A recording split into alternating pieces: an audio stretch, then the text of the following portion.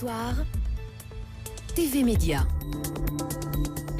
TV Média avec Eva Rock. Bonsoir Eva. Bonsoir Nicolas, bonsoir à tous. Et on l'a appris cet après-midi, c'était une surprise, le limogeage de Vincent Meslet, le patron des programmes de France 2.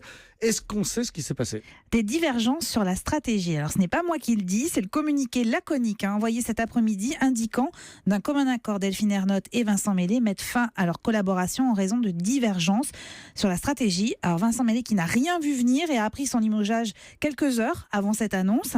Une décision qui arrive surtout 2 jours après les résultats d'audience mensuelle dont je vous parlais d'ailleurs lundi soir. Vous savez, c'est des audiences catastrophiques pour la chaîne, en recul de 1,9 sur un mois et de 2,8 en un an. Et puis sans compter des recettes publicitaires en net recul également. Alors évidemment, de quoi fragiliser un peu plus Vincent Meslet qui, selon nos informations, n'appartenait pas à la garde rapprochée de la présidente Delphine Ernotte.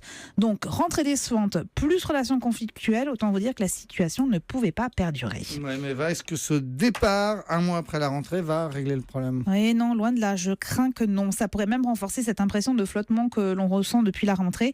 En fait, après 13 mois d'exercice, il faut déjà penser à trouver un nouveau patron.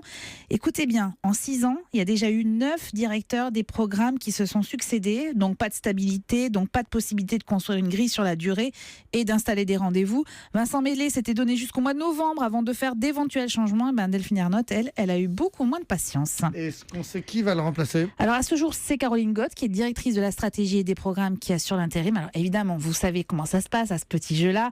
Il y a des noms qui circulent déjà depuis cet après-midi. On a entendu celui de Xavier Couture.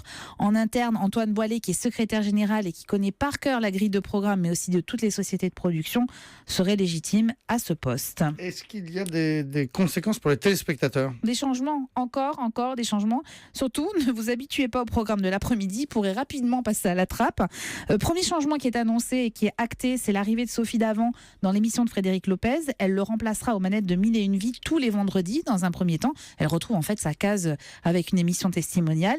On devrait assister aussi à quelques modifications d'horaire selon nos informations pour le reste de l'après-midi, mais rien de révolutionnaire parce que maintenant il va falloir du temps pour tourner d'éventuels pilotes de nouveaux magazines. Alors il semblerait que certaines sociétés de production ont déjà été appelées et remplacer les rendez-vous qui ne fonctionnent pas. Je pense à Stéphane Bern, Amanda Scott et Thomas Touroud.